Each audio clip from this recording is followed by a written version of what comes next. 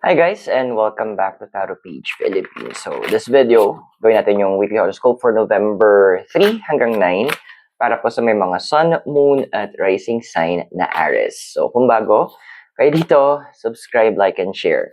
Ngayon, kung hindi mo alam kung ano yung sun, moon, at rising sign mo, kasi importante siya, sa dulo po ng video, meron po tayong link para mapanood nyo. Readings are for guidance purposes. Use your free will wisely. Sa gusto pong magpa-private readings or spell works or gusto nyo mag-send ng donation, ayan, Gcash Maya, the details are in the bottom, the description below, or pwede nyo pong gamitin yung thanks button sa baba. So, kamusta ka ba, Aries? Let's see. So, yung card mo dito is the Knight of Cups. Well, wala namang masamang maging dedicated tayo, Aries, ngayon. Kasi andoon yung energy of fulfillment is hinahanap mo din. Andoon yung part na you're trying to build this something na you're dedicating yung oras mo, yung panahon mo, yung moments mo, yung energy mo, even your resources. And that is actually, admirable yun, maganda siya. Kasi bihira sa mga tao yung alam nila yung kailan sila magde-dedicate ng mga bagay nila or ng oras nila. And as of now, yun yung ginagawa mo. Yung you are focusing on something that alam mo will bring you fulfillment eh. Which is yun naman yung tina-target din naman natin. Pero ano ba yung crossing mo? Now, yung crossing mo we have here is a card of the devil. Well, sabi nga nila, we need to work. So, andoon yung mga responsibilities mo. Ibang responsibilities. Medyo sabihin natin, kinakain ka. Andoon yung point na medyo nahihirapan kang mag-balance ng oras mo, ng panahon mo. Kasi parang andun yung point na, kasi may kailangan tong gawin, I need to fulfill this, o kailangan ito yung ipasa kong requirements. Andoon na nahati yung oras mo. And I admire naman na you're trying to naghanap ka ng paraan para ma-balance mo yung oras mo. And andun nga na may mga sinasacrifice ka na mga bagay. Like, sabihin natin, yung mga nakikita mo na, masyado akong na-enjoy sa mga online games or masyado akong nakafocus sa panonood. Medyo, point, binabawasan mo. That is a good practice. Kumbaga, natututo ka paano mag-balance and mag-let go ng ibang mga bagay na alam mo na hindi na nakakatulong sa'yo. Now, ito yung dessert card mo, the Queen of Wands. Ayun lang talaga, no? Minsan mahirap talaga makahanap ng mga tao na sabihin natin like-minded, andoon na pareho kayo ng target. But, andito sasabi ng cards na if you shine long enough, kapag yung kumbaga, parang sa kandila, kapag enough na nagliliwanag ka for quite some time, mapapansin at mapapansin ka. And andoon na makakuha ka ng support na hinahanap mo. And mukhang malaki tong tina-target mo. You have something big going on. Speaking of big, ayan, may Ay! No! Migay! Takot din ako. Ayun. So, there's something big that's going on na you need to refocus. But yun na. Ayun. So, just allow yourself na continue doing what you're doing. And in the long run, may kita naman yung dedication mo and dun sila matudrawn dun sa dedication mo, doon sa commitment mo. And that is something na very rare kasi ngayon. Mga taong marunong mag-commit, mga taong kayang panindigan yung mga kanilang pinaglalaban. Now, in your foundation kasi, meron tayo ditong Page of Pentacles. Andun kasi na, alam mo din naman na itong tina-target mong to, etong dedicated, itong ano man itong dinededicate mo, hindi lang siya basta kasi magiging, hindi siya basta hobby, hindi lang siya basta trip mo lang. Andun kasi, it is something na sabihin lang natin, it will help to develop you bilang isang tao. At the same time din, tutulong din siya in terms of your finances.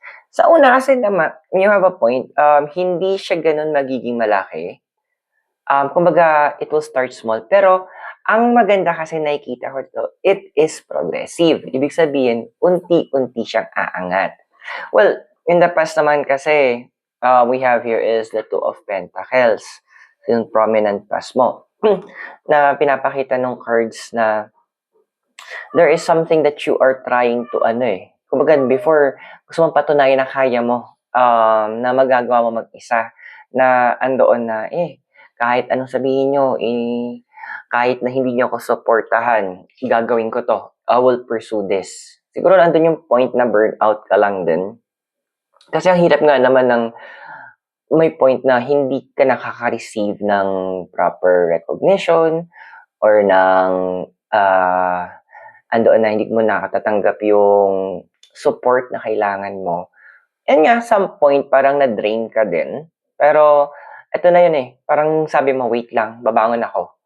And ipapata ko sa inyo na kaya ko to. And there is something I will need to do and show you guys. Kaya yung development mo in the future, we have dito, is the Seven of Pentacles.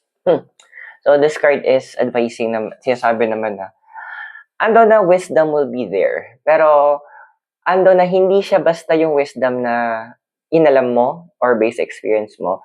Ang nakita kong gagawin mo dito, makikinig ka sa ibang mga tao and parang, alam mo, parang kang estudyante ulit na mag-a-absorb ka ng mga sinasabi, tinuturo ng iba, which is yun yung magandang gagawin mo. Kasi, kumbaga, isi-save mo yung oras mo parang, kaysa maintindihin ko to for the next 1 month or 2 months, kung meron naman na experience na to at kaya niyang i-summarize sa akin, why not? So, ando na medyo, of course, that will be a wise move. Kasi nga, hindi isa-salvage mo yung oras mo dun Andoon na gagawa ka ng paraan para hindi masyadong masayang and yung makuha mo yung pinakakailangan mo malaman. Now, if you're new, kung nakaka-resonate ka, I invite you to subscribe and share this video for future videos natin. May access ka. But for now, tuloy natin yung reading mo. Now, your physical environment we have here is the Ace of Swords. Nakakapikon lang, no? Sa case mo na ang daming nagmamamaru. Parang hindi, kumbaga nagko-comment sila or nagbibigay sila ng advice. Bine-base lang nila doon sa alam nila.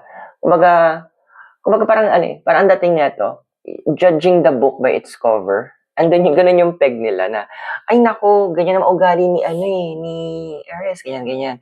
So, ganito lang naman yung kailangan niya. Hindi inerte pa siya. Hoy, inerte talaga. Yun na, nakakaloka sa kanila. So, this card is actually advising na, well, pwede mo sa pakinggan, i-filter mo lang kung ano yung mga sinasabi nila. Kasi, andoon na intention sila is sabihin na lang natin kasi feeling nila yung mga tao na walang kontrol sa sariling buhay at naghahanap lang sila ng ibang tao na gusto nilang kontrolin para para makumpara yung buhay nila na mas okay kumpara sa'yo. Alam mo na yung gets mo, di ba? Parang ayusin muna nila yung mga sariling bakuran bago silang mamuna ng iba. Now, your emotional environment, ang dito si Nine of Swords. Alam na yun talaga nakakaloka lang, no? I-imagine ko paano ka nang ngingit-ngit na. Kasi andoon na yung mga taong sa paligid mo na wala na nga kayong ambag at dami niyo pang hanash. At ang nakakapikon, ito, yung iba sa inyo kasi may progress na nakikita.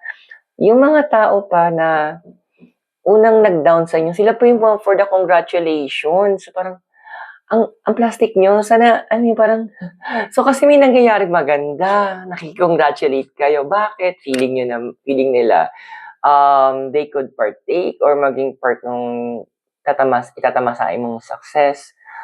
Pero, nabasa mo na yung ugali nila So, parang andun yung point, nangingiti ka, parang singiti ka lang, pero andun yung point na in your heart, dyan lang kayo. Asan ba kayo nung kailangan ko ng support, di ba? Now, your hopes and fears mo, we have here is the card of the Lovers. Yun lang yun Siguro dito yung point na it's a reminder ng universe sa'yo sa nangyari sa past mo. Na hindi sa lahat ng oras kailangan natin magkwento kung ano yung mga plano natin. Hindi natin kailangan mag-share kung ano yung target natin kasi nga magkaroon ka na ng experience sa mga evil eye ng ibang tao. So, ito yung moment na less talk, less mistake tayo po dapat. And wag nating hayaan na may mga tao na mag-take advantage sa atin. And si Mira. Now, your final card, yung possible future mo, we have here is the Nine of Wands. So, the Nine of Wands is actually advising din na ang ganda ng future kasi it's more on there will be some mentorship na gagawin mo. Ang nakakatuwa kasi, as you shine, yung mga same na tao na halos parang sitwasyon mo, nakikita nila eh. And you will be their inspiration. Ikaw yung magiging parang, wala, nagawa ni Aris. And because of that, ando na titingalain ka nila. Some of them, mag-approach sa'yo, but a lot of them, tatahimik lang. Kasi papanoorin ka nila. Hindi para bumagsak, pero papanoorin ka nila para malaman na paano mo ginawa. At ikaw yung magiging pattern na susundan nila. So I hope nakatulong yung readings. Tandaan natin na those are for guidance purposes. Use your free will wisely. At kung bago kayo, subscribe, like, and share. So guys, maraming salamat sa inyo. God bless, namaste, Hare Krishna, and blessed be. At naway magkita tayo very soon. Mula po dito sa Baguio City, Iro po ito. Have a great day. Bye!